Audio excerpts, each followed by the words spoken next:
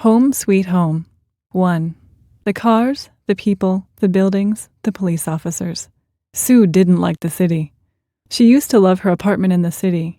She loved walking to her office, riding her bicycle to the grocery store, and eating dinner with her friends on Saturday nights. She liked taking photos of the statues, visiting the museums downtown, and watching concerts in the park in summer. But now, after 20 years, Sue was older, and the dirty streets and expensive stores made her sad. She was not happy sleeping with a pillow on her head because people always played music in the apartments near hers, at 2 o'clock in the morning.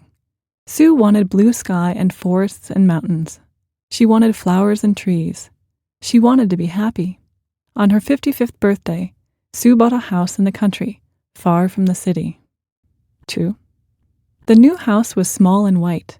It had big windows and a small living room, but the kitchen was big, and there was a door to the garden. The garden! Oh, what a beautiful garden! Sue had 100 different plants and flowers that smelled like mountain rain. She loved working in the garden. She loved making iced tea and sitting outside under the trees. But Sue wasn't happy. It was more than a mile to the next house, and all of her friends lived in the city. And because they lived in the city, they did not have cars. Sue wanted someone to talk to. 3. Once a week, Sue walked to a small store near her house to buy eggs, milk, and bread. And last Saturday there was a yard sale sign in front of the house behind the store. Sue walked to the house. There were blankets and tables on the grass in front of the house. On the many tables and blankets, there were old plates and bowls, clean old sheets, old books and clothes. A woman was sitting in a chair near the house. "Hello," she said.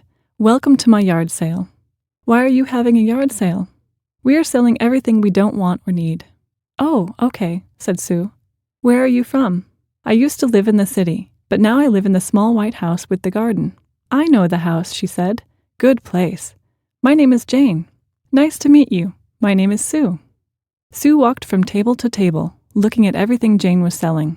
There were old guitars, broken toys, glasses, cups, chairs. On a table near the apple tree, Sue found some black and white photos and a small wooden house for birds. The house was green and white, and it had small windows. It was beautiful. "So, what are you looking for?" asked Jane. "I like your photos very much," said Sue, "and I love this birdhouse. How much is it?" $2 for the photographs, she said. "I built the birdhouse, but I'm not selling it." "Why not?" asked Sue. "Because I'm going to give it to you." "You're going to give it to me?" "To say welcome to your new home." Sue was smiling. "Thank you," she said. 4. But the birdhouse was not empty. Inside there were small blue eggs. Sue put the birdhouse in the garden near the bird bath, but the next day the eggs were broken, and the baby birds were hungry. Sue walked to Jane's house to ask her what baby birds eat.